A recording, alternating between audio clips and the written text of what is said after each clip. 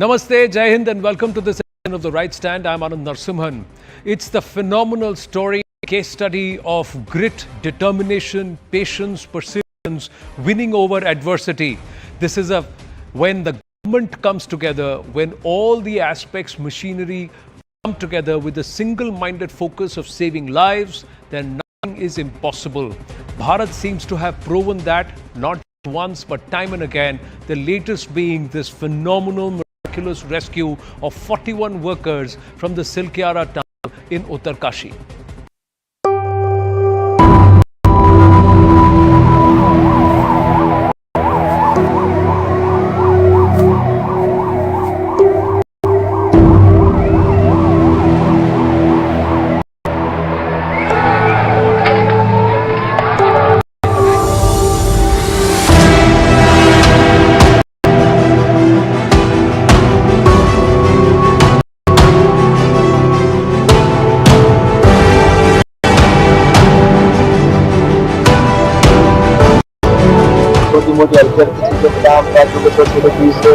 पहला दिन तो थोड़ा मुश्किल था, उसके बाद हम लोगों ने, हमारी कंपनी ने बहुत हम लोग का सहयोग दिया।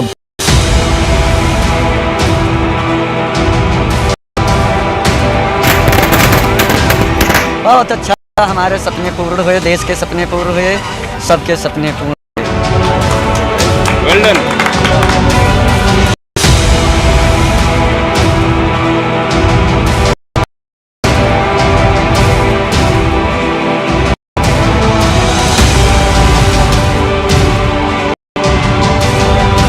जो हमारे श्रमिक भाई थे वह भी जो है बहादुर थे और उनके अंदर भी बहुत बहादुरी थी।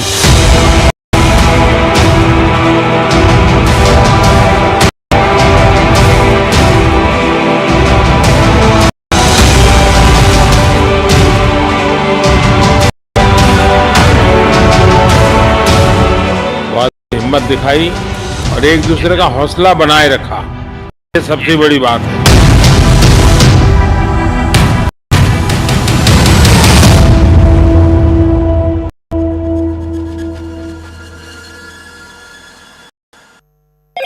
Hello, Moto. It's been a Herculean effort, and it's perhaps a testament, a case study of grit, determination at all ends, be it the rescuers or be it those 41 workers who were trapped for more than 17 days. Joining us now is the Uttarakhand Chief Minister Pushkar Singh Dhmai. Pushkar Dhmai ji, namaste. मैं आनंद नरसिम्हन बोल रहा हूँ. Thank you very much for your time, sir. And first up, congratulations to you and your own the entire team. When you look back at the 17 days, what comes to mind, sir? धन्यवाद आपका। 17 दिन बहुत ही चुनौतीपूर्ण थे, बहुत कठिन थे और इस पूरे अभियान में जितने भी लोग लगे हुए थे, एक एक व्यक्ति का, एक एक संस्थाओं के लोगों का, भारत सरकार के, राज्य सरकार के, सेना के, एनडीआरएफ, एसडीआरएफ, सभी का मैं धन्यवाद करता हूं कि उन्होंने आईटीबीपी के लोग, आरओ के लोग, अन्य संस्थानों के लोग, एनएचआई, डीसीएल, एनएचआई के लोग, सभी का और पीएमओ के सभी अधिकारियों का और हमारे आदरणीय प्रधानमंत्री जी का विशेष रूप से कि उनकी प्रेरणा से और उनकी निगरानी में, उनकी मॉनिटरिंग में ये बहुत ही चुनौतीपूर्ण और कठिन कार्य हमारा संपन्न हुआ। प्रत्येक वो हमारे से इस पूरे काम की मॉनिटरिंग करते थे, अपडेट लेते थे, जानकारी लेकर उस पर जो आगे से निर्देश देने होते थे वो निर्देश सभी को देते थे और मिशन मोड पर सारे लोगों ने मिलकर इस काम को आगे बढ़ाया और उसी के कारण से पूरे देश भर की सारी मशीनरी आई, सारी टेक्नोलॉजी आई और जहाँ जैसी जरूरत पड़ी वहाँ वो रेस्क्यू अभियान आगे बढ़ा और उसी से हमको एक कठिन अभियान, जो कि कई बार ऐसा लगता था कि पहले दिन ही हम सफलता की ओर पहुंच जाएंगे, काफी प्रयास करते थे, एक हमारा अभियान पूरा नहीं हुआ, फिर दूसरे में लगे, दूसरा भी बीच में रुक गया, फिर तीसरे में मशीन लाई गई, मशीन भी कई जगह अटक गई, फिर चौथे में तो मशीन डैमेज हो गई, पाइप भी आगे से डैमेज हो गया, उसको काटने का काम 4 दिनों तक लगातार चला। उसके बाद जो हमारे मिट्टी का काम करने वाले लोग थे वो मिट्टी के अंदर जाकर उन्होंने उसको खोदने का काम, उस पाइप की फिटिंग का काम, आगे बड़ा कठिन काम, लेकिन भगवान भोलेनाथ की कृपा से, भोलेनाथ देवता की कृपा से, यहाँ के सभी देवी देवताओं की कृपा से, हमारे आदरणीय प्रधानमंत्री जी के नेतृत्व के मार्गदर्शन में, जो कहते थे कि एक बहुत मुश्किल काम है, चुनौतीपूर्ण काम है, वो हमारा मिशन सफल हुआ। और इतनी सारी एजेंसियां, इतने सारे उपकरण, इतनी सारी टेक्नोलॉजी, इतने सारे विशेषज्ञ हमको मिले, तो इसीलिए मिले कि हमारे प्रधानमंत्री जी व्यक्तिगत रूप से इसके लिए लगे हुए थे। और सभी चिंता एक अभिभावक की तरह, माता पिता जिस तरह से चिंता करते हैं उस तरह से हमारे श्रमिक भाइयों की चिंता करी।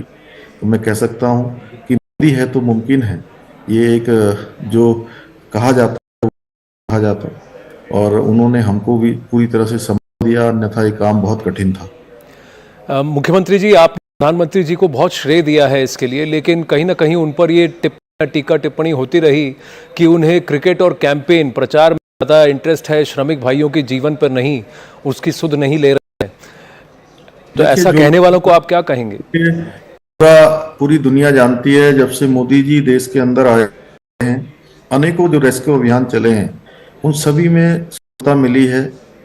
चाहे ऑपरेशन में पूरे दुनिया भर से जो कोरोना पैंडेमिक में लोगों को लाने की बात हो, या रूस युद्ध के समय की बात हो, या अभी अभी ये सिलक्यारा का टनल में फंसे हुए श्रमिक भाइयों को बाहर निकालने की बात है। उन्होंने व्यक्तिगत रुचि लेकर इस काम को किया है। और मैं कह सकता हूं कि मोदी जी वास्तव में भारत की तकदीर है। उनके आने के बाद जिस प्रकार से देश बदला है, दुनिया बदली है, हर एक भारतवासी अपने को सुरक्षित महसूस करता है। उन्होंने प्रत्येक मजदूर भाई को अपने परिवार का बेटा मानकर काम किया है, उनका अभिभावक मानकर काम किया है, और उस दर्द को अपने नजदीक से देखा है, जो उन्होंने प्रत्येक दिन, चुनाव अभियान हो, कोई कार्यक्रम हो, प्रत्येक दिन ऐसा दिन नहीं हुआ जिस दिन एक बार छोड़िए 2-2, 3-3 बार तक उन्होंने उनकी जानकारी ली है। और पहले दिन से लेकर, डे से लेकर कल भी रात्रि ये अभियान समाप्त होने तक भी लगातार उन्होंने उनके परिवारजनों की, उनके घर जाने की, उनके स्वास्थ्य की, उनकी सभी प्रकार की जो चिंताएं हैं, छोटे से छोटा काम। और जब ये रेस्क्यू अभियान चल रहा था तो उन दिनों कि आज पाइप कितना आगे चला, कितनी उसमें प्रोग्रेस हुई है, अंदर जो लोग हैं उनका स्वास्थ्य कैसा है, उनके खाने के लिए क्या क्या भिजवाया है, किस प्रकार डॉक्टर ने सजेस्ट किया है, टेक्नोलॉजी कैसी चल रही है, उनके परिवार आए हैं तो उनको भोजन कैसे हो रहा है, उनके रहने की व्यवस्था कैसी हो रही है। इतनी चिंता देश के प्रधानमंत्री की होना, मैं समझता हूं कि आजाद भारत के इतिहास में इस प्रकार की चिंता कभी आज तक इसके 10%, 5% भी नहीं हुई होगी। मैंने ये भी आपदाएं पहले भी, उस समय आपदा के समय में कुछ जगह पर आपदा की गाड़ियां इसलिए रुक जाती थी कि कोई नेताजी आएंगे, वो हरी झंडी दिखाएंगे, इसलिए गाड़ी आगे बढ़ेगी। और हमें भी जो प्रधानमंत्री जी ने टास्क दिया था, मुझे और भी जगह पर चुनाव प्रचार अभियान में भी जाना था, लेकिन फिर इस प्रकार की स्थिति पैदा हो गई कि मैंने सारे काम, सारी जगह के कार्यक्रम अपने स्थगित कर दिए। और प्रधानमंत्री जी ने व्यक्तिगत रूप से मुझे कहा था कि इस अभियान को इस तरह से भी सफलता की ओर ले जाना है, सबको सुरक्षित निकालना है, उसके लिए चाहे जो प्रयास करने होंगे वो सारे प्रयास आप लोग करिए। वहाँ आप और आपकी टीम भी दिन रात लगे हुए थे, तो आपको भी बहुत धन्यवाद, आपकी टीम को भी, because your team at the CMO has also work tirelessly. Pushkar Singh Dhami ji, let me first ask you sir, when did you first speak with the workers? और कहीं ना कहीं उनका जो फॉर्टिट्यूड था, उनकी जो हिम्मत थी, जो अंदर फंसे हुए थे, क्या उन्होंने भी रेस्क्यूअर्स और टीम को हिम्मत दी? जरा शेयर करेंगे। बिल्कुल बिल्कुल। देखिए, जब मैंने उनसे पहली बार बात करी तो उन्होंने कहा बिल्कुल हम ठीक हैं सर। और गब्बर सिंह नेगी जी से और सवा से, अखिलेश से, उनके टीम लीडर थे, उनसे मैंने बात करी तो उन्होंने कहा कि आप हमारी चिंता मत करिए, हम बिल्कुल ठीक हैं, आप अपने काम को आगे बढ़ाइए, हमको पूरा विश्वास है आप और प्रधानमंत्री जी मिलकर हमको बाहर निकालेंगे। और जिस प्रकार के प्रयास हो रहे हैं हम सब करते हैं, और हमको सारी चीजें यहाँ उपलब्ध हो रही हैं, कोई बीमार नहीं है, कोई मानसिक रूप से कमजोर नहीं है, सारे लोग स्वस्थ हैं, इसलिए आप बाहर का काम करिए, अंदर हम लोग संभाल लेंगे। लेकिन मैं आपको बताऊं कि जब अंतिम चरण में हमारा अभियान पहुंच गया था और ऐसा लग रहा था कि कुछ घंटों में पूरा हो जाएगा, फिर अचानक से ऑगर मशीन गई, डैमेज हो गई। और 4 दिन, लगभग 4 दिन 5 दिन रेस्क्यू एकदम से लेट हो गया। यानी कि अगर हम बिल्कुल नजदीक पहुंचकर 48 मीटर पर पहुंच गए और ऐसा माना जा रहा था कि 56, 57, 58 में हम वहां पहुंच जाएंगे 10 मीटर की और खुदाई करने के बाद, तो तब थोड़ा सा ये हुआ कि लोगों के अंदर थोड़ा उनका उत्साह थोड़ा कम होने लगा। तो मुझे लगा कि बाहर जब लोगों की स्थिति ऐसी हो रही है तो अंदर निश्चित रूप से वो लोग भी जो है कहीं ना कहीं अपना हौसला कम न करें। तो मैंने सोचा कि मैं सबसे सारे काम छोड़ के पहले उनसे बात करता हूँ। जब मैंने उनको बताया कि हम बहुत नजदीक आ गए हैं और नजदीक आकर इस प्रकार से मशीन थोड़ी डैमेज हो गई है, आगे कुछ गडर आ गया है, तो उन्होंने कहा कि आप बिल्कुल चिंता मत करिए, आप 5 दिन छोड़िए, आप 10 दिन तक काम करिए, आप हम लोगों को सुरक्षित निकाल लेंगे, हमें विश्वास है। और इसलिए हम लोग बिल्कुल ठीक हैं। हम भी जान रहे हैं कि मशीनरी चल रही है, आप इतने प्रयास हो रहे हैं, इतने देश के सारी मशीनरी यहाँ लगी हुई है, सारे टेक्नोलॉजी लगी है, लेकिन कहीं ना कहीं दिक्कत आ रही है, हम लोग सब समझते हैं और आप बिल्कुल चिंता मत करिए। तो उसने हम लोगों को बहुत, पूरी टीम को, जो लोग रेस्क्यू अभियान में लगे थे, उनको बहुत हिम्मत दी, बहुत हौसला अफजाई हुआ और बहुत उत्साहवर्धन हुआ। उसके बाद टीम से लगी और अंततः हमको सफलता मिल गई भगवान भोलेनाथ की कृपा से, यहाँ के सभी देवी देवताओं की कृपा से, सबके एफर्ट से। मुश्किल वक्त श्रमिक सख्त, ऐसा भी कहा जाता है। कुछ लोगों ने उनके फोर्टिट्यूड की बहुत तारीफ की है। कहीं ना कहीं ये भी अफवाहें उड़ने लगी कि आपने कहीं ना कहीं जो टीम, जो टनल बनाने वाली जो कार्यकर्ता थे, और जिस तरह से टनल की प्रक्रिया शुरू हुई, भगवान भोलेनाथ के मंदिर को क्षति पहुंची और ये उनका प्रकोप है। आप क्या कहना चाहेंगे?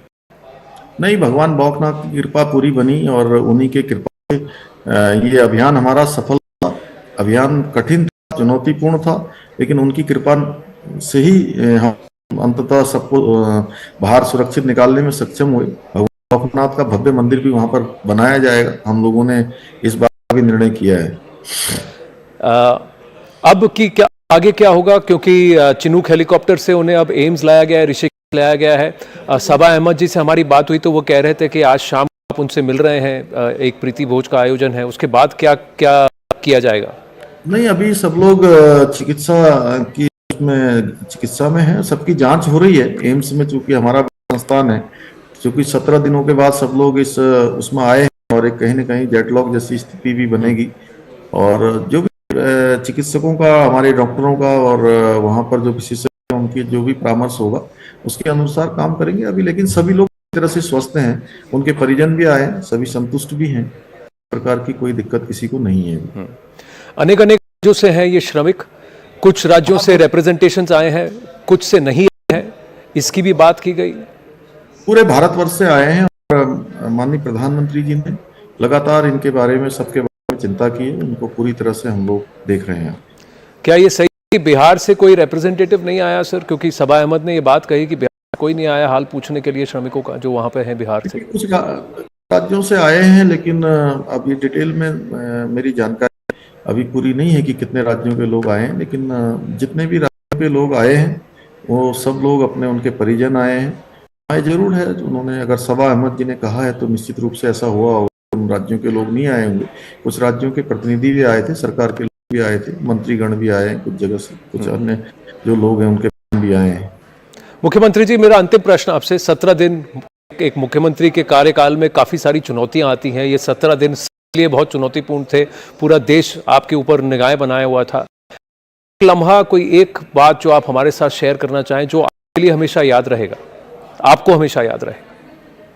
नहीं, देखिए, मैं कह सकता हूं कि ये, चूंकि इस पूरे जब से ये घटना हुई और ये रेस्क्यू अभियान चला, इसमें दिवाली भी आई, इसमें छठ पूजा भी आई, इसमें इगास पर्व भी आया, इसमें गुरु पर्व भी आया, कार्तिक पूर्णिमा भी आई, अनेकों अनेक पर्व, दूज भी आया, गोवर्धन पूजा भी आई, सारे त्योहार आए। और ये पहला ऐसा समय था कि मेरे लिए बहुत चुनौतीपूर्ण था, क्योंकि हमारे परिवार के 41 लोग अपनी जिंदगी के लिए संघर्ष कर रहे थे, टनल के अंदर थे।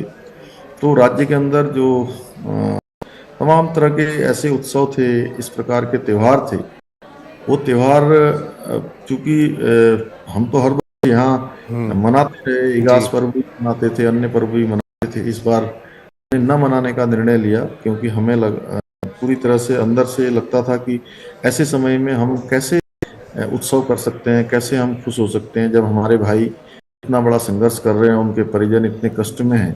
तो हमने सबको निर्णय किया था कि ये पर्व अभी नहीं मनाएंगे, और जब ये सब लोग बाहर आएंगे तो हम इन पर्वों को मनाएंगे, और तो तभी हमारी असली दिवाली होगी, असला हमारा त्योहार होगा, जिस दिन हमारे सभी श्रमिक भाई आ जाएंगे। कल वो दिन आ गया और भगवान की कृपा से सभी सकुशल आए, स्वस्थ आए। पहले जो श्रमिक बाहर आए उन्होंने आपसे क्या कहा?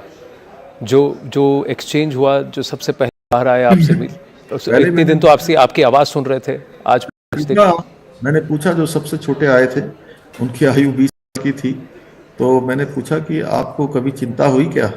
बोले 1-2 दिन तक तो लग रहा था कि क्या होगा, लेकिन जब आपसे बात होने लगी और प्रधानमंत्री जी का भी संदेश हमको मिलने लगा तो हमें पूरा विश्वास हो गया था कि अब हम बाहर निकल जाएंगे, सुरक्षित आप को बाहर निकाल लेंगे। इसलिए मन में बहुत शंका संदेह नहीं था, इस समय आसानी से कट रहा था अंदर। हम लोग निश्चिंत थे कि हमारे लिए बहुत प्रयास हो रहे हैं। पुष्कर सिंह जी, पुष्कर सिंह धामी जी, आपको और आपकी टीम को बहुत बहुत बधाई। 15 से ज़्यादा अलग अलग ग्रुप्स थे जो साथ में मिलकर जिन्होंने काम किया है और जिंदगी को जीत दिलाई है। बहुत बहुत आभार आपका और बहुत बहुत आपको मुबारक। कंग्रेचुलेशंस। बहुत धन्यवाद आपका। Thank you for speaking with us. And that was the Uttarakhand Chief Minister Pushkar Singh Dhmai. Let's go straight across now to yet another person whose team has been there at the thick of it all. They were the first to enter that tunnel of danger with the determination to save those lives. Joining us, Shri Atul Karwal, the DG NDRF. Sir, thank you very much for speaking with CNN News 18. Namaste and Jai Hind.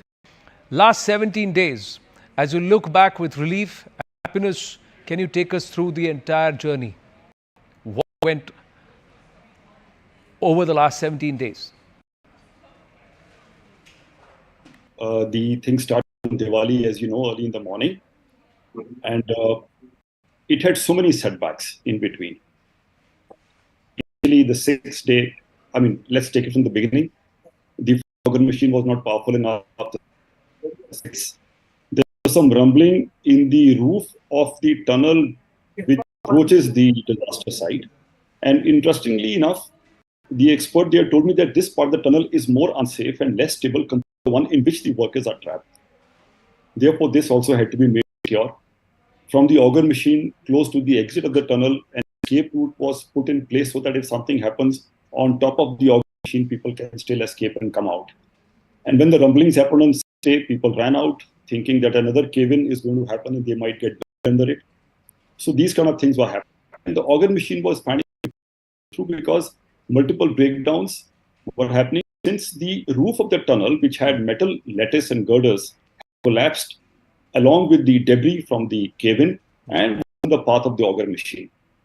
And finally, as you know, the auger machine was partly successful. I think majorly, I would say, out of about 60 meters, it had done about 47 meters. But we couldn't do the rest of the 10 meters with that. But there was parallel processing in place. We did not want to put all our eggs in the basket, understanding that this is one solution which might fail. And multiple solutions were not just put in place, but actually made immediately operational, so that if this fails, we are already partway through to the next solution, and we don't lose time.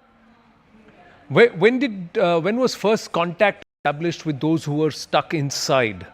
What was their mindset at that time? And how easy or difficult was it to navigate, negotiate multiple departments, multiple different entities who had pitched in for the rescue efforts? Sir?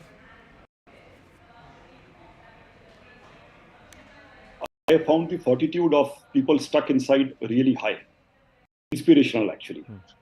The communication link was established the first few days, and then the families were talking to them, and high functionaries would speak to them. I had the chance to speak to the foreman, and he was so upbeat and he had a strong voice. Sabha was the foreman there inside. When I asked him that, have you worked out a sequence of rescue once we reach you, who would come first? He said, we have got it figured out. We will send the laborers out first. The experienced workers will exit thereafter, and I as the foreman would exit the last. So this communication was something which was keeping their spirits up. Plus, they had oxygen, they had breathing space, they had lights, 2 kilometers of tunnel behind them, food and water. The only thing which was bothering them probably was the possibility that something really critically goes wrong and they are not able to get out. I also felt that being experienced tunnel workers, they had clarity on the issue more than some of us, that this is a hopeful situation and sooner or later they would, because multiple approaches were being sought and being worked upon. Regarding the agencies which were there, two officers I saw doing a wonderful job. Secretary Morth, Ministry of Road Transport and Highways, Anurag Jain, and Mahmood Ahmed, who is the MD of the NHIDCL. We had multiple meetings during the day with all the experts coming in and giving their point of view, including geologists, etc., to work out what should we try and when. For example, vertical tunneling was put on hold since that vibration might cause a cave-in on a nearly successful auger horizontal tunnel. So things had to be brought from across the country, roads built up, equipment in place, but not switched on started because something else was nearly there, and we need to be very sure what we start and when.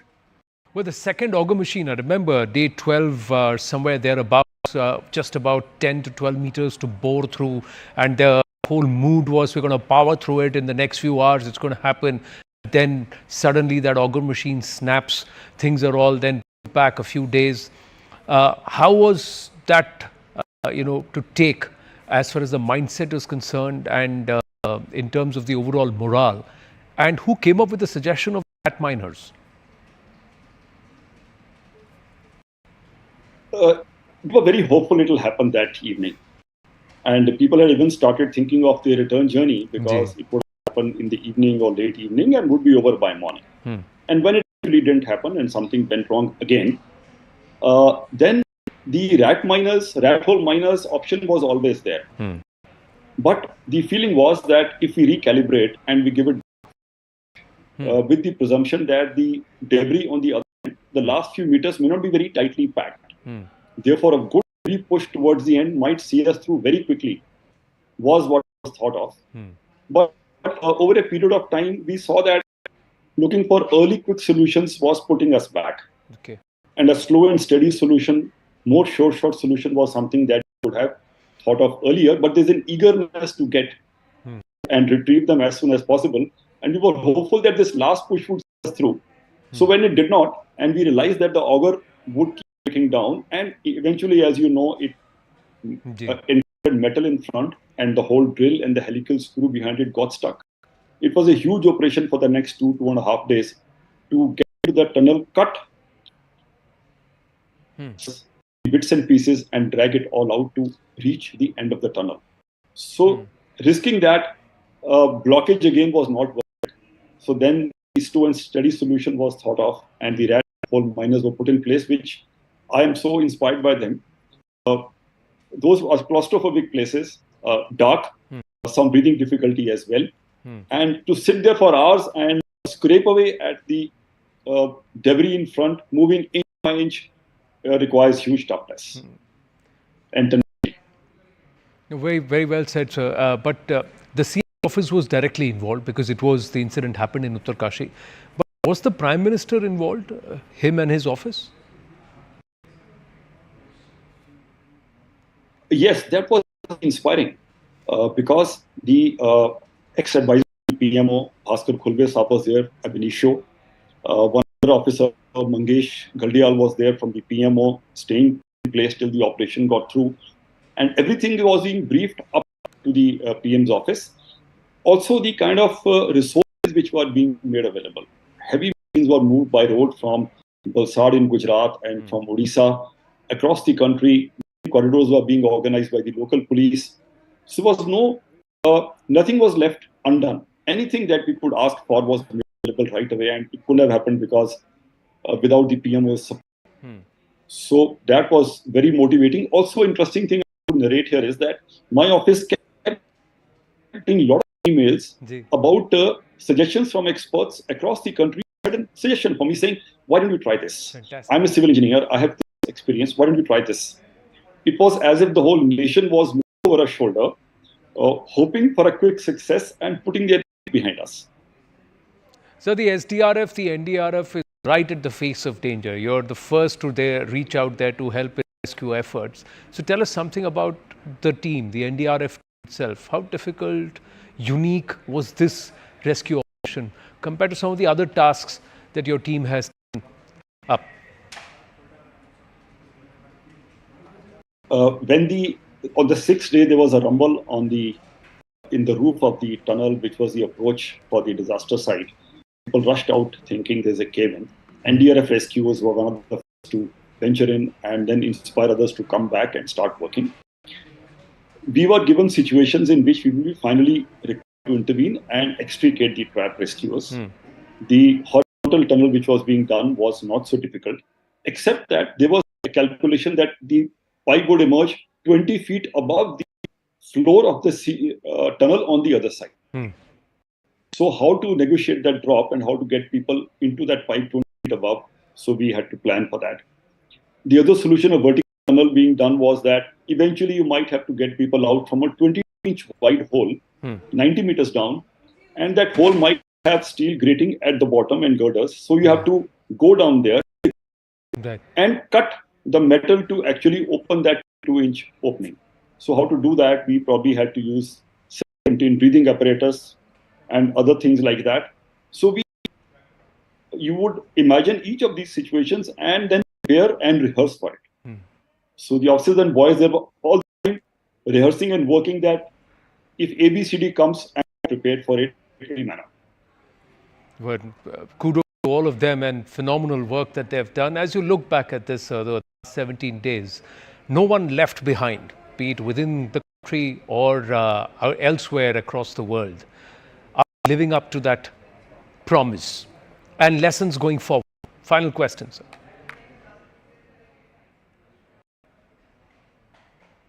This was a unique thing for us. We had not encountered a tunnel rescue since 2015. In Bilaspur, Himachal, we had done it once. So what I understand is the kind of resource mobilization I saw, the kind of support I saw from the highest office in the country, the openness to learning, not just from the foreign experts, but even the rat hole miners, from the huge spectrum of experience and expertise and accessed openly. The tenacity and the determination which people showed by staying put, seeing it through day after day after day, talking to them, the fortitude, as I mentioned, of the people trapped inside, not losing. Let me share with you here that when finally the access was possible, many of them came out on their own. They didn't need to be pulled through stretchers which we had painstakingly prepared for wheeling them out. They were upbeat, they were strong, and they were so kept their spirits up so much. So it's a huge learning to see the potential of human spirit. Caught in disaster or those who are trying to rescue, if we get together, I think we can do the seemingly impossible. Congratulations to you and your team, sir. Thank you so much for speaking with us. Thank you, sir. Namaste. Shifting focus to Uttar Pradesh. Right now, ladies and gentlemen, Lareb Hashmi, a 20-year-old accused, has been arrested for attacking a bus conductor with a cleaver. So this brings back those nightmares of Sartan Se Juda again. Highly radicalized. Now this is what he did after the attack. He posted a video and alleged that the conductor used casteist words and insulted Muslims. That's the justification that this murderer is giving. The accused Lareb Hashmi also revealed that he follows the teachings of the Tehreek-e-Labbaik Pakistan founder Khadim Hussain Rizvi. He said that though he has not met Rizvi in person, but he has seen him on the internet. Let's break down further and tell you where this investigation currently stands, and with each passing day, some very startling details coming up. The accused Lareb Hashmi's house was raided by cops, and here's what the investigation found. Our editor, Secretary Manoj Kumar Gupta, accessing these details along with our team of reporters on the News 18 network. 1 desktop, 3 diaries, 2 mobile phones have been seized. Hafiz Saeed's video has been found in a pen drive. Bank account details have been recovered. He watched Jihad and Takreer videos. He was influenced by Pak scholar Khadim Hussain, a radical fundamentalist, not just a scholar. Religious texts have been found in his room. He took the cleaver from his father's poultry farm. After the assault, this accused shot a video. He actually jumped off the bus, got into a car, and then shot the video and posted it. He sent this video to his friends and posted it. His 3 friends and father have currently being questioned by the cops. Now here's what intel sources are revealing to CNN News 18. Lareb Hashmi's attack is not one particular individual. There is a continuum here of radicalized individuals. Hashmi wanted to attack any conductor who was Hindu, ladies and gentlemen, not just against one particular person. The attack was planned. Hashmi ran into the college campus and then made the video post-cleaving this conductor. He's believed to be highly radicalized. And only a highly radicalized individual can go to this extreme. Regularly listen to the teachings of Tehreek-e-Labbaik Pakistan. But amid all this focus, it's again back to that big question. How radicalized are certain youth in Bharat, ladies and gentlemen? Tehreek-e-Labbaik Pakistan's role seen in several cases in the past, and not just in Bharat, in across other nations across the globe as well. September 2020, Paris, let me remind you, 3 years ago, 26-year-old man injured two men with a knife near the former offices of the French satirical paper Charlie Hebdo. The accused who attacked them said he avenged blasphemy committed by Charlie Hebdo. And during the investigation, it was revealed that this accused watched the videos of Tehreek-e-Labbaik Pakistan founder Khadim Hussain Rizvi. December 2021, just about a year later, 49-year-old Sri Lankan man Priyantha Devadana, who was working in a factory in Pakistan's Sialkot, was lynched by a mob and accused of blasphemy. The role of Tehreek-e-Labbaik Pakistan has not yet been ruled out. November 2023, Prayagraj, bus conductor attacked by 20-year-old student Lareb Hussain Hashmi. Prayagraj, Lareb claimed that the bus conductor insulted Muslims. During investigation, cops found that Lareb Hashmi watched the TLP founder's video on YouTube. That's not all. Sources reveal that Lareb Hashmi is highly radicalized. The video he posted is a glaring proof of radicalization. Despite hailing from a core Hindi belt, he soon slips into a Punjabi accent, a Urdu Punjabi accent, and the video he posted. Because he's been watching these videos of this radical fundamentalist from across the border so regularly. Have a look at this. सल्लल्लाहु अलैहि वसल्लम, ऐ मुसलमानों, जानो माल इज़्ज़त व आबरू हुजूर के लिए कुर्बान कर दो। जिस वो पैदावार आ रहे ने हुजूर दे गुलाम तेनू बताने, तू बचते सही, तेनू दसना है हुजूर दे गुलाम कैसे होते हैं। सल्लल्लाहु अलैहि वसल्लम, ऐ मुसलमानों, अपनी जानो माल इज़्ज़त व आबरू हुजूर के लिए कुर्बान कर दो। जिसने वो पैदावार आ रहे ने हुजूर दे गुलाम तेनू बताने, तू बचते सही, तेनू दसना है हुजूर गुलाम कैसे। Arvind Jain, former DGP UP, Atikur Rahman, Islamic scholar, Anand Ranganathan stays on with us.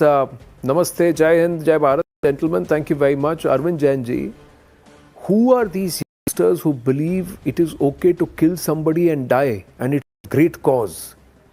It's fantastic when you do this. You are doing it to somebody. How are young, educated individuals buying this gobbledygook? It's very alarming, as you have said. It is really very alarming. Intelligence agencies are also quite alarmed at this kind of development. All the benefits which are being shared by citizens of India are shared equally between Muslims and Hindus, whether it's Pradhan Mantri Awas Yojana or various other schemes, free food scheme. But even then, harboring such feelings towards Modi, Yogi, it is really very alarming. And this person, as far as I know till now, that he himself radicalized himself. He is himself responsible for it. He was watching videos of these Maulanas of Pakistan. And now full-fledged investigation is on. You also appreciate that several such youngsters have been nabbed before they committed any crime, ATS and by various units of UP around Ayodhya, from Aligarh and other places. So they are in various social groups where such individuals are active. They are acting in coordination with central agencies, and whatever inputs they get, they immediately get down to work on those. Several incidents have been prevented by making these preventive arrests. This, unfortunately, this person, who you can say till now acted as a lone wolf, he couldn't he was not on radar of ATS or intelligence agencies. That's why he was able to commit kind of incident. Detailed investigations are going on, and now I think several facts will come out. No, because see how radicalized he is, Atikur Rahman, that he actually has started speaking that tongue. He's from UP and he's speaking an Urdu Punjabi tongue. He's slipping into that dialect. This concerns her because scholars here, our teachers here are not saying this. You and me have a disagreement. We may differ views. That doesn't mean I'll come and cleave you or you'll come and cleave me. That's not how Bharat is. Absolutely, Anand. Anand, I have no qualms admitting that the Muslim community in India has miserably failed to convey the right message, what Islam preaches. This has been never the practice of Prophet Muhammad. This is never allowed in Islam. The Quran never permits it. Blasphemy, in fact, Anand, I have told you earlier on the issue of Noor Sharma, the blasphemy or things like, any thing said against the Prophet and Islam, it does not exist in Islam. As a practice, Prophet Muhammad used to give general amnesty to all his detractors. That was his way. That has to be preached to Muslims. Now these Pakistani, orthodox Maulanas, I do not understand why the Indian Muslims go and listen to them, follow their path. In our own mosques, in our own country, there are innumerable scholars and preachers who have said that the Sufi Islam is the best, wherein we can intermingle with the Hindu community. And as far as the term kafir is concerned, it does not apply to the Hindus. There are several others, issues wherein the community fails miserably. I do not know whether the media is interested in having such, scholars and, preachers on board so that the right message can be conveyed to the youth in India and across the world. Blasphemy does not exist as far as Islam is concerned. Whatever said against the Prophet, against the Quran, against the Allah or any other deity in Islam, any other prophet, we welcome criticism and we are here to explain to the people what exactly is the Prophet standing for, what the Quran explains, what Allah expects from the community and its followers. Atikur Rahman, before I bring in Anand Ranganathan, welcome your points of view, but sadly, sir, even in Bharat, you are a very small minority amongst the Muslim community, sir. I'll tell you the reason why. For nearly 1.5 to 2 years now, Nupur Sharma not just does not remain an active spokesperson of the BJP, she is deprived of her economic right to life and right to livelihood because she cannot practice openly as a lawyer. She cannot come out in public. Wherever she goes, she's got a threat of she'll be stabbed, she'll be killed, she'll be grieved, not just her loved ones. That's the reality, sir. Nobody in Bharat has taken the position that you took tonight on CNN News 18. And Islamic nations further have not taken that. And if say blasphemy is not something that is permitted or not even mentioned in the Quran, Islamic nations have a law against blasphemy. Our own neighbor calls it a champion of Muslim cause itself, then you're saying is violating the tenets of the Quran if you're saying if that's your point. But sadly, sir, from Nupur Sharma to today, none of them have followed or nobody has stood up within Bharat to say no, this is not the way of the Prophet as you are explaining right now. Anand Ranganathan. Those who abuse Allah and His Messenger, Allah has cursed them in this world and the hereafter and prepared for them a humiliating punishment. 33:57. This is from the Quran. But before I come and expose something else, I want to be very clear, Anand, because and it's a direct question to you as well, who's a very dear friend. If I were to read, memorize, imbibe and extol every passage, every sentence there is in the book Biochemistry by Stryer or Leninger, would you start calling me a radical scientist? Use the word radical 7 or 8 times. Please understand, there is nothing called radicalization or radical Islam. If a Muslim reads, imbibes, memorizes, practices, preaches, extols a book that explicitly defines who is a believer or a non-believer, 33, 36, 132, 8 to 49:15, and has more than half of its verses asking for the destruction and annihilation of non-believers, polytheists, Jews, Christians, saying they are the worst of creatures, 98:6, never to be married to 221, should be roasted in hell, 456, that no other day has the right to be worshipped except Allah, 42. Does he become a radical Muslim? Are 1.8 billion Muslims radical? All of them, by the very definition of being Muslim, have to believe that these clarify, sir. Allah are true and inviolable. That is why I say Islamophobia is the rational fear of discussing Islam in its entirety among Muslims, which is the axiom: snare the fundamentals but spare the fundamentals. It is the so-called moderate Muslims who are Islamophobic. They fear Islam. They fear to bring out the commandments of their holy book in their entirety on Jews, Christians, Hindus, homosexuality, apostasy, heresy, dress code, wife beating, blasphemy, because they fear being called illiberal and hypocrites. So they end up claiming and branding as radicals the Muslims who are faithfully following the fundamentals. Another thing, prison time is useless because a prison is supposed to reform your thinking. But in this case, you are forbidden to reform the fundamentals. They are there when you come out and they are open-ended and for all time. Just 30 seconds. The disbelievers of that time, Anand, were to possess certain characteristics, and it is these characteristics that are ought to be punished by the holy book. The orders are not for the disbelievers of that time.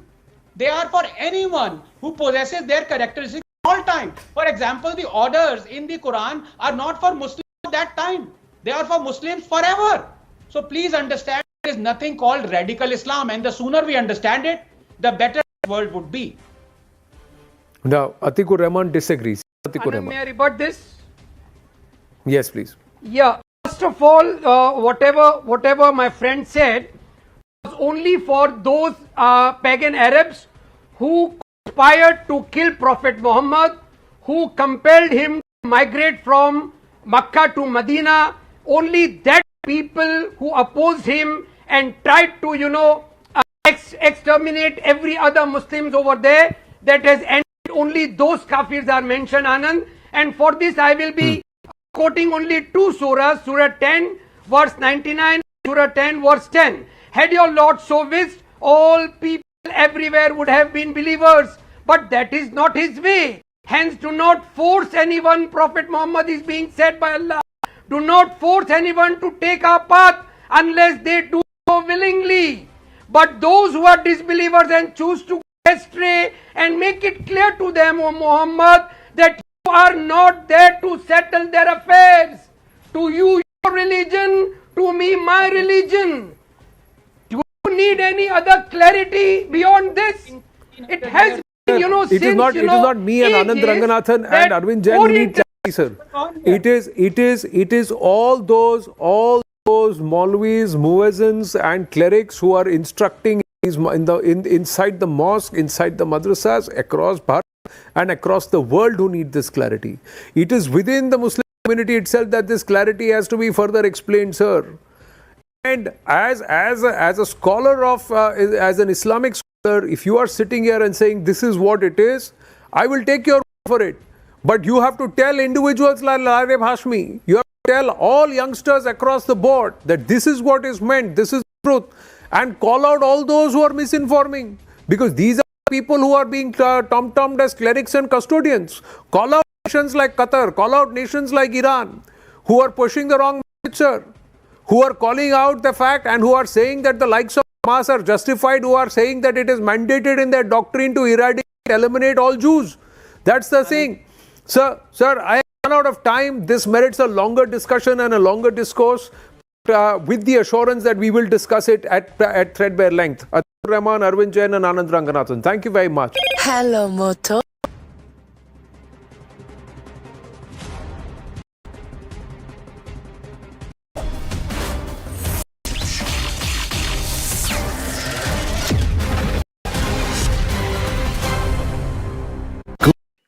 All possible help government can to provide for a coordinated, a mission-focused strategy. All of this comes into play. Mr. Modi was in direct touch with all the stakeholders at multiple levels, even during his travel and busy schedule. A key decision, in fact, what officials say, was a landline facility set up by the BSNL with a handset given to the workers trapped inside the partially collapsed tunnel so that communication could happen. Mr. Shehzad Poonawala, the BJP spokesperson I just spoke to, he in fact said that the entire Uttarakhand episode demonstrates yet again that when it comes to PM Modi, he will leave no stone unturned to ensure the safety of any Indian, whether that Indian is stuck in a tunnel inside a mountain or Indians trapped abroad on foreign soil in Ukraine or Afghanistan. In fact, 17 plus agencies we are learning now were included in this entire rescue effort, include the PMO, the CMO, the Indian Air Force, the NDRF, the BRO, the ONGC, the SDRF, NDMA, SDMA, Ministry of Road Transport and Highways, Railways. Everybody played a role together in this Uttarkashi rescue incident. As Mr. Poonawala said, the Manushya, Machine, and Mahadev, all three were invoked to get these 41 laborers safely out of the tunnel. What are the key factors, if you explain to them, our viewers, what are the key factors done by the Modi government that have worked? Well, the hallmark of this government has been, as I said, to work in a mission mode during time of crisis, mobilizing all available resources and departments to work towards a common goal.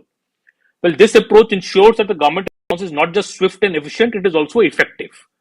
PM's direct and personal involvement in such crisis management helps immensely. He's in regular touch with the stakeholders, often sends his trusted ministers on the ground. The involvement of top ministers directly on the ground helps because this leads to a hands-on approach. It helps in better coordination, quicker decision making, clear decision making. The Modi government in this respect seems to have learned its lessons from missteps in earlier regimes like during the 26/11 attacks, when we saw in Mumbai there was lack of coordination between government agencies, led to delayed responses. I remember the NSG reaching late Mumbai due to non-coordination between government agencies. There was breaches like the telecast of operation details, in fact. But under the Modi government, we've seen a starkly different approach. I would like to invoke the various incidents from cases like Ukraine, Sudan, the Odisha train disaster. A few months back, we saw how Prime Minister Narendra Modi flew to assess the situation at the crash site. He met the injured, their families. Railway Minister Ashwini Vaishnav coordinated the entire response. He stayed at the site, in fact, till it was cleared.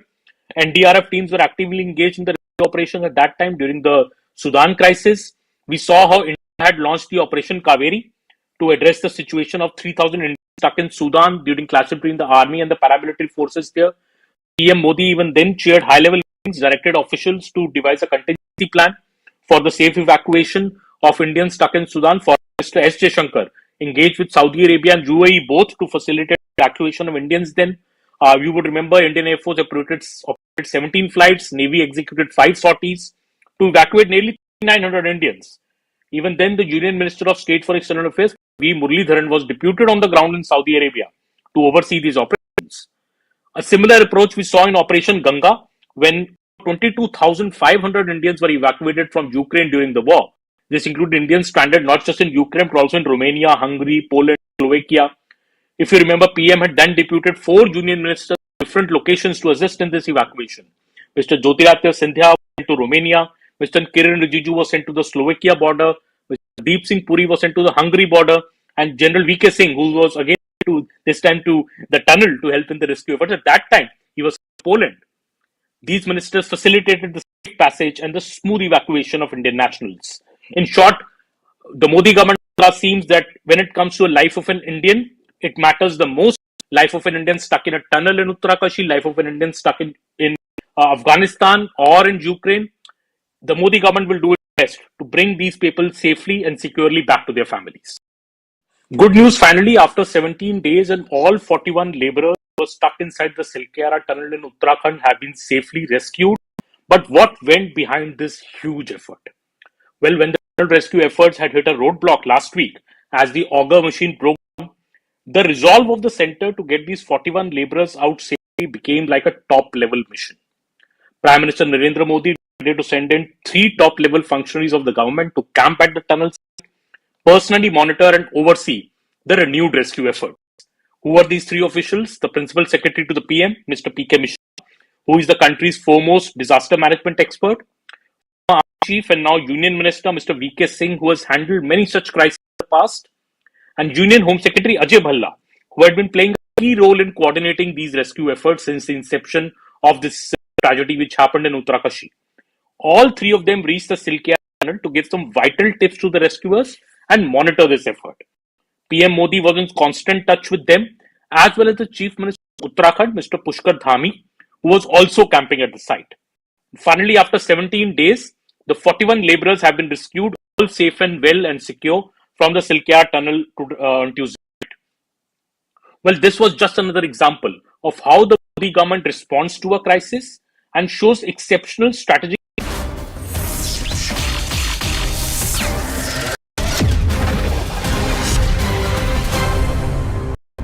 Sanjay ji, namaste, and thank you very much for speaking with us here at CNN18. My first question to you, sir, are you and your officials, your entire team, are they safe? Are things better than before? Things are better than before, what it used to be a couple of months back. And that is how we demonstrated that feeling by restoring some more visa services. We are also organizing consular camps. There are protests, nevertheless, we are secured. Sir, today is a festive day, Dev Deepavali, Kartik Purnima, and also Gurpurab. We are getting reports that there are certain protests that are still being organized outside, say, the Hindu temple in Sari, the Lakshmi Narayan temple. Are you aware of what happened there? Yeah, it was not related to any religious festivity. We were doing a consular camp at the mandir, and some of the anti-India elements, largely the Khalistani elements, they did protest, shouted slogans against India, shouted slogans against Indian diplomats in Canada. But luckily and thankfully, the local law and order authorities took cognizance of that, and they kept those hooligans on the other side of the street.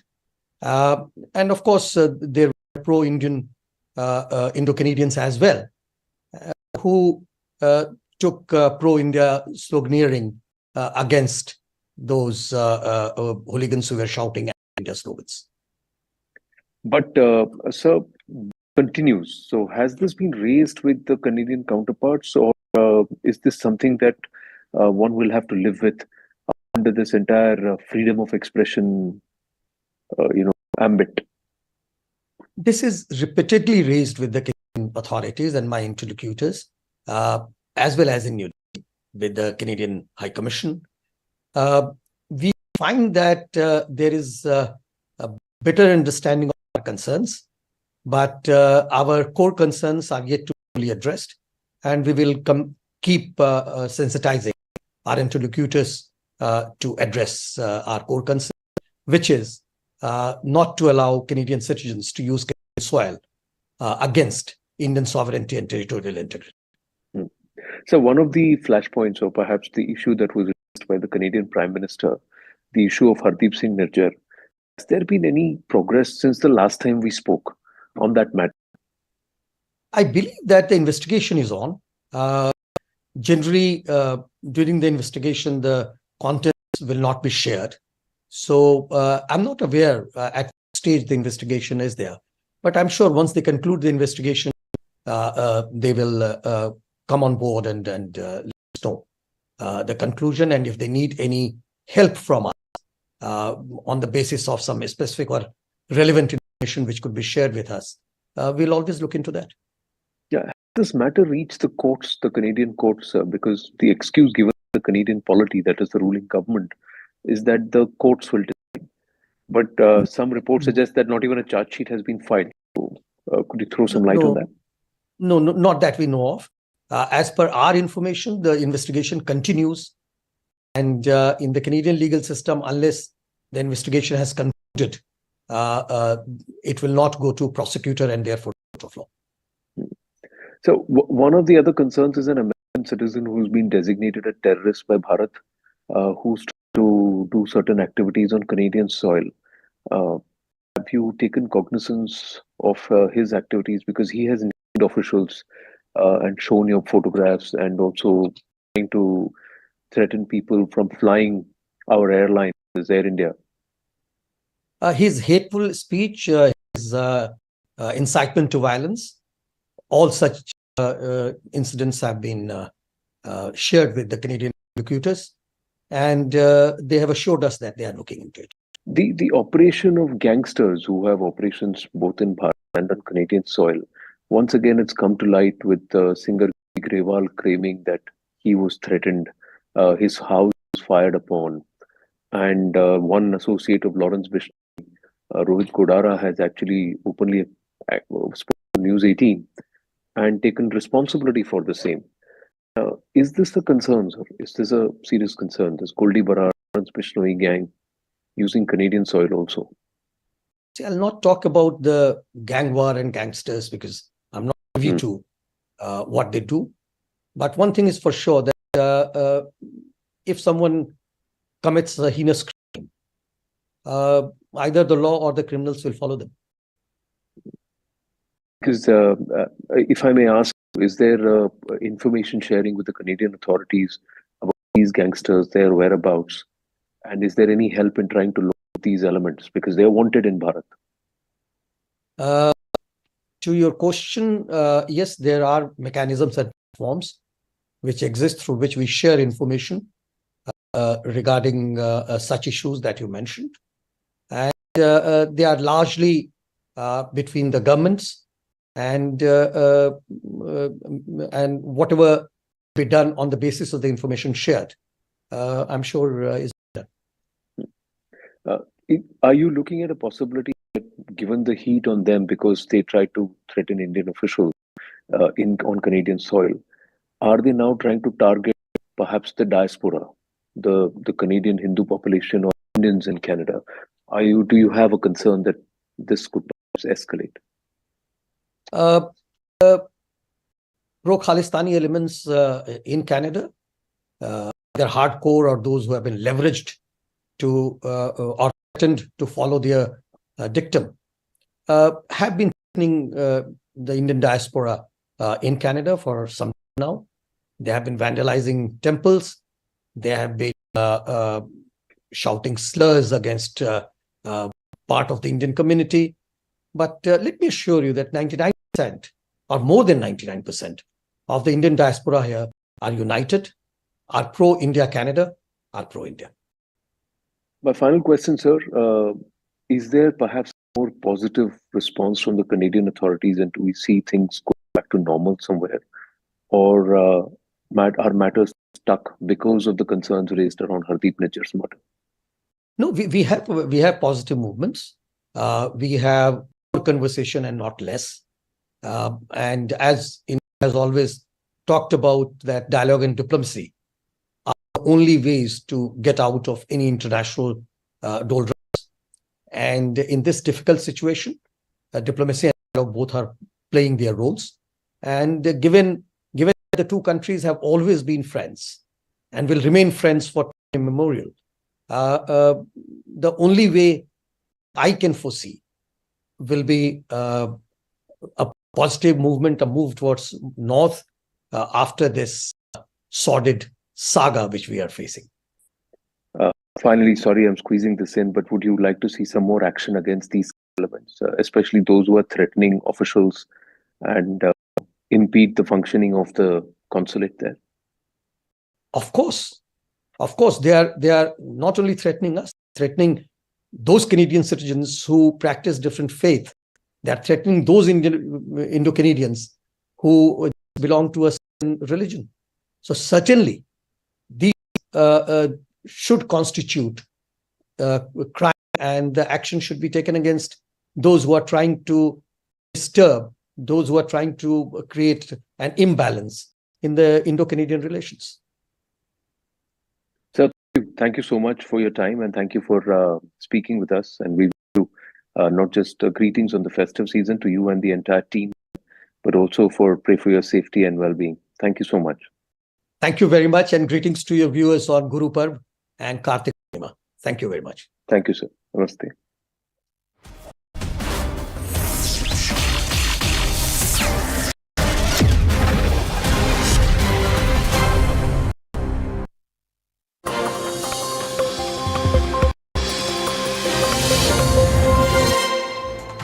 Welcome to Brass Tacks. I'm Zaka Jacob. So all of India has been elated, a collective sigh of relief that the 41 trapped workers were finally rescued after 17 long days. All credit to the various agencies who were involved: central government, state government, NDRF, SDRF, the Border Roads Organization, the Army Engineering Corps. There were private players, foreign tunneling experts. Everybody was brought in with one mission, and that was to get these folks out. And most importantly, how can one forget the rat miners who got through the last and most critical phase?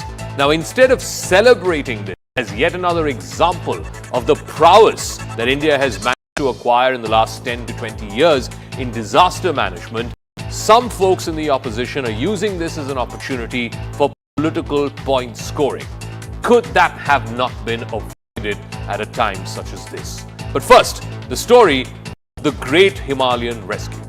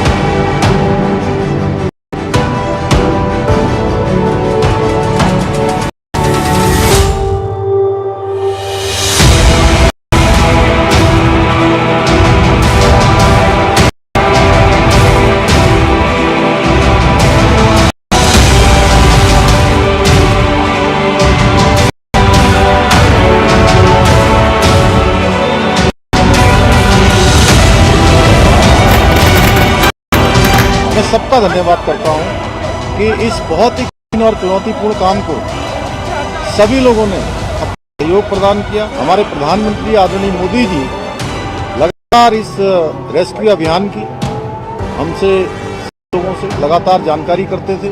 मैंने पहले दिन जब आप लोगों से बात की, मैंने एक ही चीज कही थी, हमारा एक ही लक्ष्य है, वो सेफ है।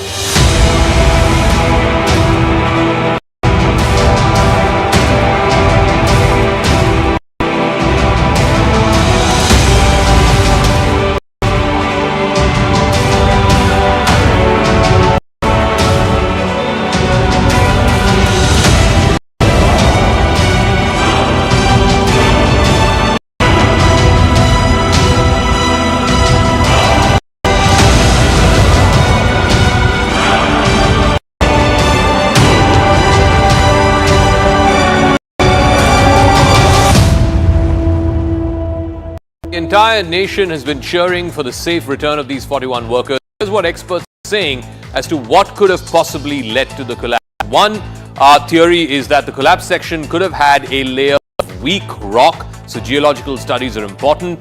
The compromised D section may not have been detected during the planning stage itself. Also, it's possible, since this project has been going on for the last 3 years or so, water seepage, particularly after the rainy season, after the monsoon season, there could have been water seepage which could have created a void above the main tunnel structure. The void may have possibly imploded during the construction operation, which moved to this permanent structure phase just before this collapse happened. Now remember, international tunneling experts from around the world, from Australia, from America, were brought in to try and save these 41 trapped workers. So what is the way forward? Number one, a stringent maintenance schedule for structural integrity of all projects, sensors as well as monitoring technology to assess if there's been any structural damage to the structures that have happened after construction began, AI, drones, robotics for efficient inspections, periodic third-party risk assessments. What also happens is many of these construction projects, because everybody has a vested interest in getting this completed, you need to have independent third-party assessment studies, particularly to assess geological factors. And contingency plans and emergency protocols have also need to be put in place for any structural concerns that are detected. Also, training personnel in tunnel management and in emergency response. So all of those points we will be putting to two people who are right up front and center in this rescue operation, with two big newsmakers. We'll be playing out their interviews at 9:30 p.m. tonight. Men behind the mission in that sense. Union Minister General B.K. Singh was there from day one, and Bhaskar Kulbe is a former advisor to the Prime Minister's office. Both of them will be joining us at 9:30 p.m. those interviews. Nonetheless, while the nation was cheering, a billion eyes was on this rescue effort, all 41 rescued safely. A war of words now erupted between the centre and the opposition India alliance, accused the Prime Minister of trying to hog the credit while the government maintains it's the Prime Minister who led from the front. देखिए, एक बात तो मैं जरूर कहूंगा, आपने ठीक कहा, कैबिनेट में उसका विषय भी आया। प्रधानमंत्री जी बहुत भावुक थे और एक होल ऑफ गवर्नमेंट या पूरा देश जैसे एक तरह से आप सबकी दुआएं भी साथ में थी और हर तरह के प्रयास एक एक जान बचाने का किया गया। प्रधानमंत्री जी चुनाव प्रचार के दौरान दिन में कम से कम 2 बार स्थिति को वहां के मुख्यमंत्री से जानकारी तो लेते थे, अपने पीएमओ के अधिकारी भी वहां पर थे, केंद्र सरकार के डिपार्टमेंट्स के अधिकारी थे, दुनिया भर से जहां से भी सहायता ली जा सकती थी वो भी थी। आपको जानकारी देने के लिए दिन में 2 बार प्रेस ब्रीफिंग, एक बार यहां से एक बार उत्तराखंड से भी की जाती थी। भारतीय जनता पार्टी का एक ही काम है, जीत गए तो उनकी क्रेडिट, हार गए तो दूसरे पर, दुर्घटना हो जाती तो दूसरे पर और निकल गए सब उनका। यही तो भारतीय जनता पार्टी की रणनीति है, यही नीति है। कल खुद ही एंजाइटी में हम लोग घंटा पार किया, दिन पार किया, लेकिन राहुल जी, प्रियंका जी सबने डांस कर रहा था तेलंगाना में। 26/11 का समय भी ये लोग ऐसा ही कर रहा था। तो इतना इनसेंसिटिव लीडरशिप देश को कभी नहीं देखा। देश ने जो कांग्रेस का लीडर को जो भी देख रहा है, ये लीडरशिप इतना इनसेंसिटिव है, इतना इनह्यूमन है, जिसका कोई कंपेयर नहीं किया जा सकता है। परंतु एक यक्ष प्रश्न, पिछले 17 दिन से मथता रहा हमको, भारतवासियों को, कि क्या आखिर में काम वही सैकड़ों साल पुरानी रैट की टीम आई जो माइंस में लग, हमारा देश चांद पे पहुंच गया है और हम अपने से खड़े हुए 50 मीटर दूर तक 17 दिन नहीं पहुंच पाए। So for now, the health and safety of the workers is of utmost importance. The Chief Minister, in fact, went to the hospital today. He met with all of the workers who were rescued. He's tweeted on their health status, and that's of our Motorola India's best 5G smartphone brand's tweet of the day. This is what Hello, Moto. This is what Pushkar Dhmai tweeted, and I'm going to quote from that tweet. Reached the community health center in Chinliasore, inquired about the well-being of the laborers and gave them a check of amount of 1 lakh rupees for relief. During this time, also met family members of the laborer brothers. During this, the family members of the workers expressed their gratitude to the state administration for taking all out efforts to save these 41 people. Our government stands with the laborers who take the state on the path of development in every situation. And with that, let's get to our big debate tonight. Who is really trivializing or politicizing the Himalayan rescue operation? Hello, Moto. All right, joining us on the talking point this evening, Tuin Sinha is national spokesperson of the BJP. Dr. Shama Mohammed, national spokesperson of the Congress Party. C.P. Rajendran is a geologist, and Atul Sati is a climate activist who's worked extensively there in the hills in Uttarakhand. Let me start with Dr. Shama Mohammed. You had also put out a tweet earlier today saying that now that the workers have been rescued, Mr. Modi will claim all credit. He will hog the limelight. You said that he would go there and try to hog all the limelight. When he went for the World Cup finals, your party ended up calling him a panoti. When he didn't go there, now you're saying he's hogging all the limelight. Why are you intent on politicizing an issue on which the entire nation heaved a collective sigh of relief that all 41 are safe? Okay, you must give me some time. We have all have a collective sigh of relief. Even me and my own party, they have come out there safely, the 41 workers. Now, let me tell you the background of this. The Char Dham Highway project is one of Narendra Modi's flagship infrastructure project. Let's understand that. Now, very important is when a tunnel is more than 3 kilometers, which is this particular tunnel, the Silkyara is 4.2 kilometers, you need something called an escape route. And the Modi's Cabinet Committee on Economic Affairs dated February 20th, 2018, specially said that there should be an escape passage in this because it's 4.2 kilometers. But when you ask the official at the National Highway Infrastructure Development Corporation, he says that escape tunnel will only be there when it's operation and not when it's constructed. So for me, we didn't have to reach this stage. What we're saying is that why was the escape tunnel not there? Isn't the safety of workers very important? But Shama, Workers you didn't who say work any of this in a 7 days tweet. a week, In 12 your hours. tweet this morning, you said Mr. Modi will go So to that's hog what the limelight. I'm coming to that. So what happens with the Prime Minister is when this accident happened more than 17 days ago, what he needed to do was after a few days, he had to address the nation, address the people, his families, and say that, you know, we are with you.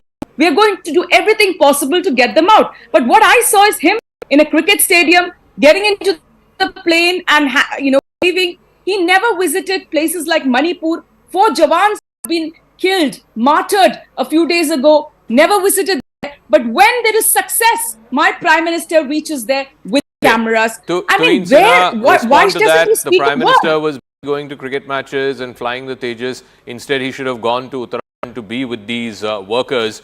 He did not make any public statement about these workers and the efforts that are being put in to save these workers. That's the contention from the Congress Party and Dr. Shama Mohammed. Well, good evening, Zaka. Zaka, let me not use words today. Congress is today a fringe in this country, and the kind of tweet which they had put out yesterday morning, first they should apologize to the nation. They were lampooning the entire disaster, with a caricature of the Prime Minister holding a flag and asking whether this is the reason the laborers have not been, the workers have not been brought out. Is that how a responsible opposition should behave?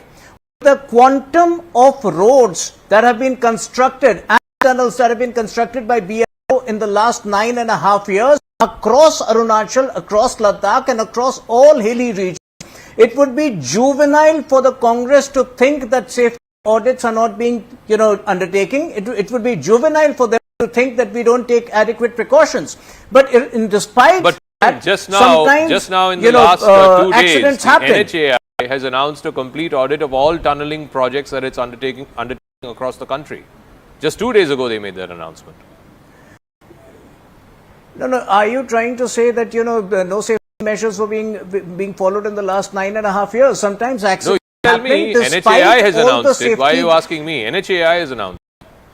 No. NHAI is not involved with all the projects. BRO is equally involved with most of the projects in the hilly regions. So NHAI, this project probably is not involved with this project at all. by a company called NHIDCL for the National Highways Authority of India.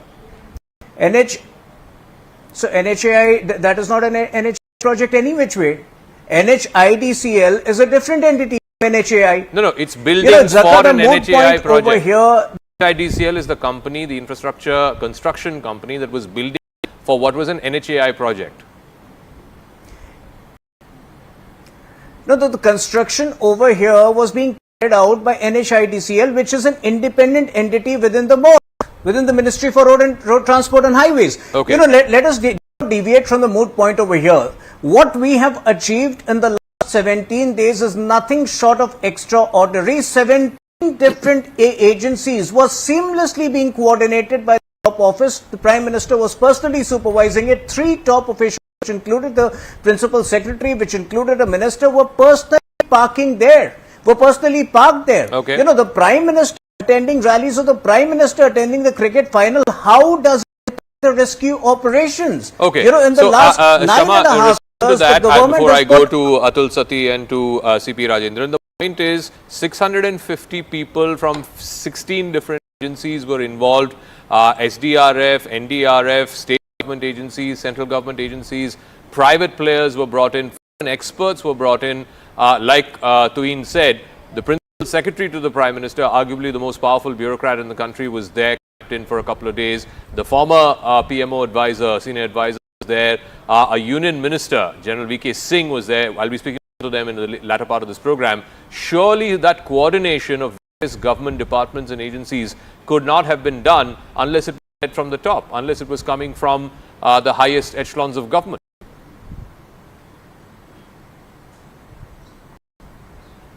Every Tom, Dick and Harry can be there. Every Tom, Dick and Harry can be there, Zaka. But at the end of the day, the question arises is, why was that escape tunnel not there? Number 2, why Prime Minister did not release a statement? And I'm asking you this question again and again. He could have just said that, you know what, I'm with the people who are there. Why doesn't he do it? Why do we need to have another Morbi Bridge disaster? Why did we have to have this in the first place? And also, let me put one more point in. There were no safety equipments. You know, there were no safety gears for this. These are all what is coming out from the audit and what the people are saying over there. So the question arises that the Prime Minister of India, whenever there is something, some sort of disaster, he keeps mum till there is success. I've given the example of Manipur, which he has not stepped in. My leader, Gandhi, was there. The Jawans who have been martyred, he has not gone there. And one Shama, you and your party were going after the Prime Minister, saying he went for the final, and that's why India lost. You called him Panoti and kinds of names. Mamata Banerjee called him Papi and so on. So, damned if he does and damned if he doesn't. See, Panoti was called by the people, the Janta of India. All right, let's understand that. It started from there. One very important point. 26/11 happened. We were fighting terrorists. I still remember. Hemant Karkare was martyred, but a CM of Gujarat was standing in front of the hotel, abusing Manmohan Singh, abusing UPA, and putting out posters with blood, that we have blood on our hands. No, is that justified? That is not material to the current debate. Let me go to the expert. CP Rajendran is also there, and Atul Sati is also there with us. Zaka, quickly respond. Yeah, 1 second, and I'll come back to you. Let me ask CP Rajendran. You know, while we're all, like I said, heaving a collective sigh of relief, the entire nation was praying for the safe escape, the safe rescue of these 41 workers, and that has happened. But now I think we need to ask some pertinent questions, and one of which is in ecologically fragile places like Uttarkashi, you know, should we have a reassessment, a re-look at some of these mass infrastructure projects? Also have to balance that out with the fact that, you know, tens of millions of people are traveling for religious pilgrimages, traveling for tourism purposes, and our infrastructure needs to keep pace with that. So how do you balance out the two? Mr. Rajendran? Yeah. Thank you for that question. You know, I here to be as a expert here, so I don't want to get into all this political bickerings and all that. So I want to stick to my argument that, you know, we need infrastructural projects all over the country, including the Himalaya. But the question is, you know, we also need to understand that environmental security is also very important. So this is where we have, I think we have failed to, you know, measure up to the expectations of the current expectations, especially in the background of climate change and number of UN solutions to which India is a party. So here the question is, you know, when you get into the Himalayan terrain, what we have to understand is that this is a very tectonically sensitive, environmentally sensitive area. Yeah. So when you come with huge infrastructural projects, we need to be careful that it doesn't interfere with into the nature's sphere of activity, because that is its own momentum which we shouldn't disturb. And if you can look back and see, there is a series of mishaps and disasters that has happened all along the Himalayan arc, and that applies to Himachal, that applies to Uttarakhand, and recently a few months ago just in Sikkim. So this has been a series of happen, and most of these things are related. But if I may, Mr. Rajendran, you know, I spoke to General VK Singh. I'll play out that interview in the latter half of this program. One of the things he said was, you know, it was not like construction of this project began yesterday or day before. The construction on this project began 3.5 years ago, and the construction was going fine until this incident happened. What he said was, it was not the tunneling technique or the tunneling experts who were involved in this which fell short, but the geological studies, and you're a geologist, so you very well know this. It's not like the geological study can be conducted at the start of this project and then forget about it. The geology changes. So his contention was that we perhaps need to invest a lot more in geological studies in ongoing projects, whether it's 6 months or every year. I don't know what the frequency is, but he says that was more the reason why this tunnel collapsed, and not so much the tunneling technique, the engineers who were involved in that. In fact, he even gave the example of the gentleman who came from Australia, Arnold Dix. I believe he's the head of the Micro Tunneling Association, and he has not found any structural flaws with this project? I fail to understand this point, because the whole thing started several years ago, and and it is very clear from the studies that there's a large increase, a very huge exponential increase in the landslides ever since this whole project is being executed. The recent focus is we are actually going for a very wide road, which is not sustainable in a terrain like that. And the question here is, when you mentioned that someone has mentioned about the geological studies. Yes, geological studies is part of the environmental assessment, and the question again you need to ask the person is why this Char Dham project, including the tunnel part of it, has been executed without doing an environmental assessment studies. Okay. I'll ask him that in a moment, but Atul Sati has also been waiting quite patiently. Atul Sati, like I said earlier in my question to Mr. Rajendran as well, you have to balance out the fact that people are traveling much more for whatever reasons, tourism reasons, religious pilgrimage, whatever reasons. I mean, look at the last summer. I live in Delhi, in the National Capital Region. There were record number of people who traveled in the summer to the hills in Himachal Pradesh, in Uttarakhand. Now, the point is your infrastructure has to keep pace with that. And yet at the same time, there is, of course, the very real danger that these mass infrastructure projects, may be threatening the very fragile ecology of that region. And nature is what nature is. I mean, she takes back something that's been forcibly taken away from her. So, the point is, how does one balance both? देखिए, अभी तो कोई balance की बात हो नहीं रही है, तो जो है एक तरफा सब चल रहा है, और जिस तरह निर्माण पूरे हिमालय में और खास तौर पर उत्तराखंड में हो रहा है, ये कहीं बैलेंसिंग नहीं है। और अभी जैसे राजेंद्रन साहब कह रहे थे, ये पूरा प्रोजेक्ट है, इसमें तो जो है EIA तक नहीं किया गया, पूरे नॉर्म्स, वो पूरे लॉज जिनको पालन किया जाना चाहिए, वो धज्जियां उड़ाई गई, और पूरे प्रोजेक्ट को जो है ताकि EIA न करनी पड़े, जन सुनवाई न करनी पड़े, पब्लिक हियरिंग न करनी पड़े, तो उन्होंने इस पूरे प्रोजेक्ट को, जो कि 890 किलोमीटर का एक ही प्रोजेक्ट है, उसको 53 पार्ट्स में बांट दिया, 53 अलग अलग हिस्सों में बांट दिया।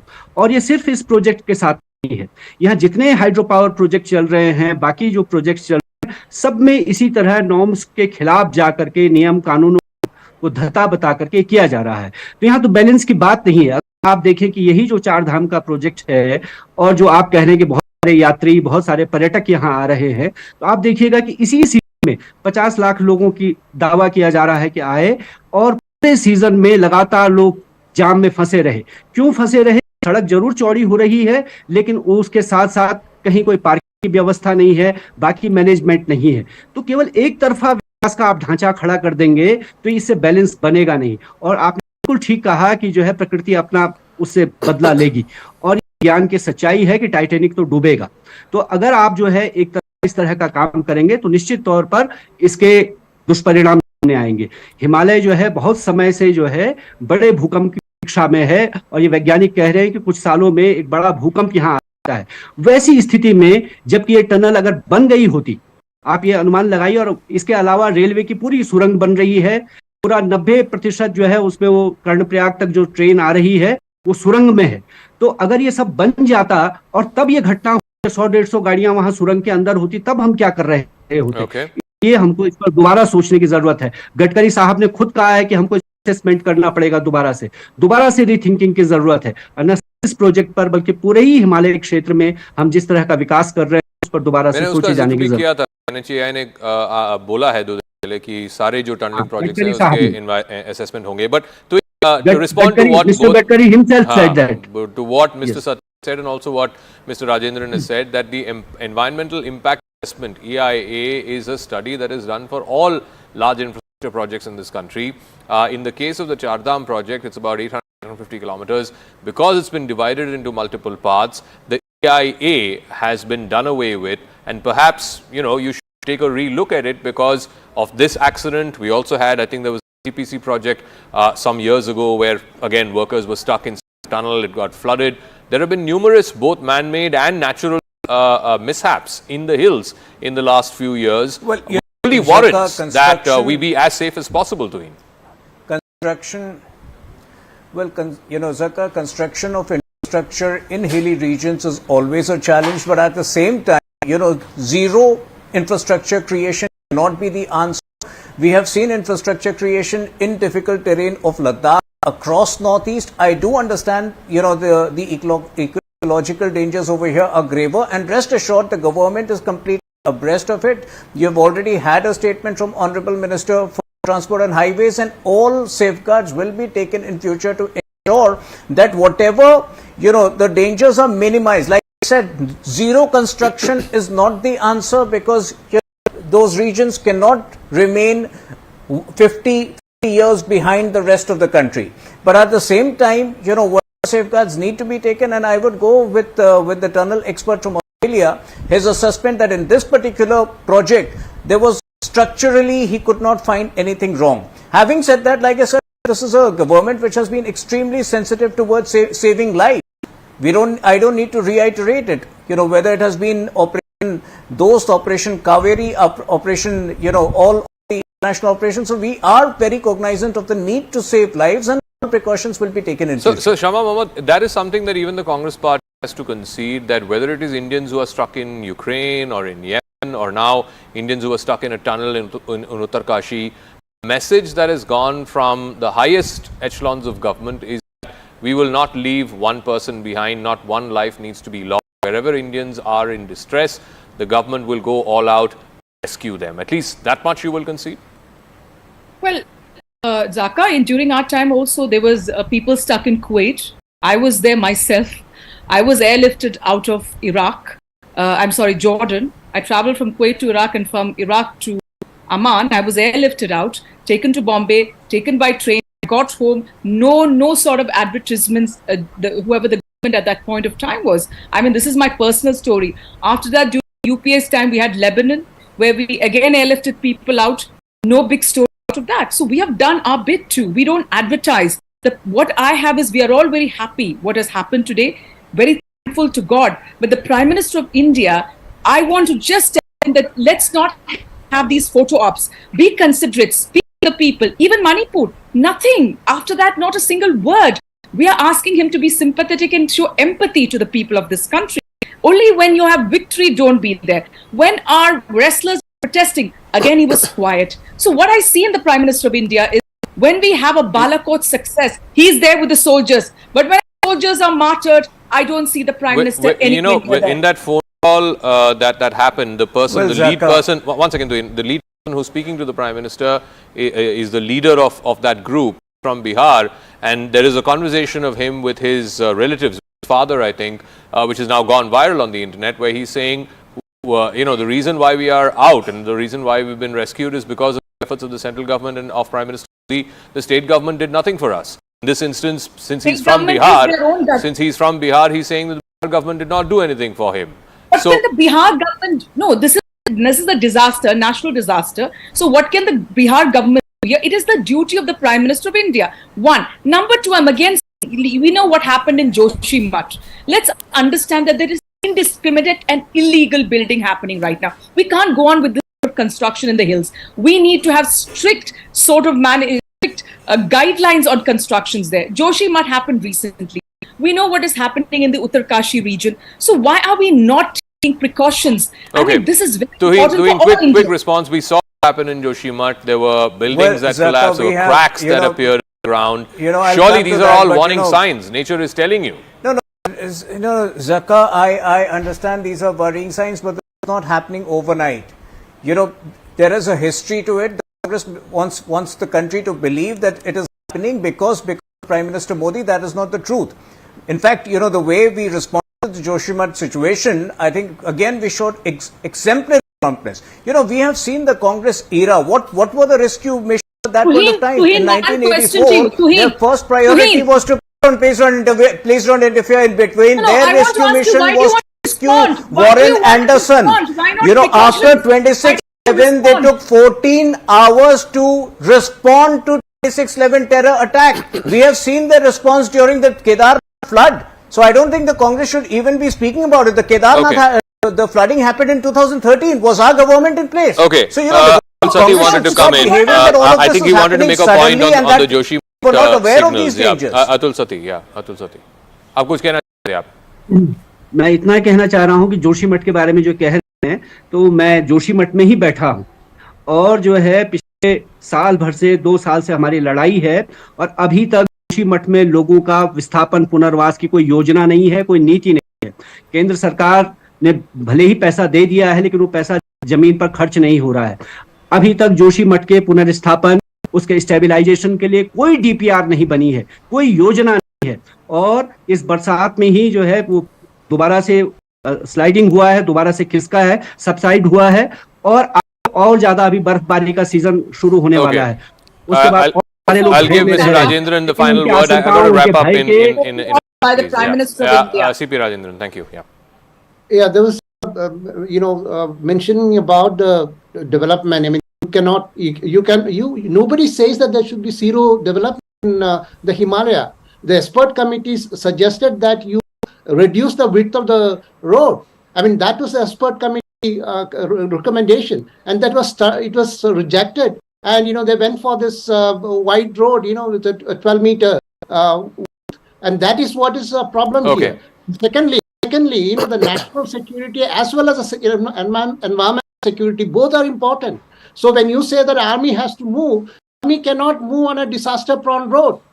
So this is a whole problem here. Nobody says there should not be any development. The national security concern is on, the Ladakh side, the Arunachal side, where you need, wider roads for the army to get to those points if at all a conflict arises. This, of course, in the hills in Uttarakhand, that's a separate matter. We'll leave it at that. Thank you very much to all our guests. I've got to wrap up. I'm completely out of time. But as promised, on the other side, in fact, in just a moment, right after this placard, I'll be speaking to the men behind the Great Himalayan Rescue. One of them was Union Minister General VK Singh, become a go-to rescue man for the government, whether it's in Yemen, whether it's in Ukraine, or now for the trapped laborers in Uttarkashi. And also to Dr. Bhaskar Kulbe, who was also there, camped out at Ground Zero for the last 17 days, as a former advisor to the PMO. Hello, Moto.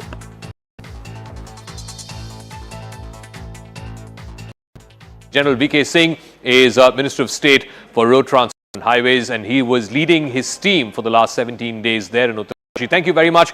First of all, General Singh, many congratulations to you and your team. You've been leading this team of 600 people plus for the last 17 days. The entire country was riveted to this rescue operation of these 41 workers. A lot of obstacles came your way. The machine braking, you had to do manual rigging in the last stretch. How did you keep the entire team, disparate agencies from central government, state government, private agencies were involved as well? How did you keep that entire team motivated through these last 17 days? See, right through, I would like to actually assure you that most of the motivation came from the Prime Minister, who was monitoring it on daily basis, both morning and evening. And if you look at his schedule, which is there for the last 17 days, you'll find he was constantly busy. Yet he found time to monitor. And that was the motivation for all of us who were working at the site. I mean, you were motivated because there is somebody who is, despite all the busy hours, minutes, is monitoring. So it became a greater responsibility on us to ensure that everyone who was working remains motivated to achieve the task. So when these obstacles came, and I think the biggest crisis was what happened last Saturday when the auger machine, the auger drill broke, and then you had to manually send people to try and remove the debris, and then of course the last stretch had to be manually dug. Did you at any point in these last 17 days feel that this might not happen, or that this is too much of an obstacle to overcome, particularly that last stretch when the machine broke and you had to complete that last stretch manually? See, it is like this. Sunday we started using the auger, and that was the auger from the irrigation department. It didn't have enough power to go through the type of material that was there, and it had to be abandoned. Then we got a machine lifted from Nazar, which was a very powerful machine. We started with it, good progress, and then the auger hit the metal plates which are dropped from top. In fact, it hit the girder which are dropped from top. You know what happens is, in this case, with the rubble out there, you actually don't know what you are going to hit at a particular period of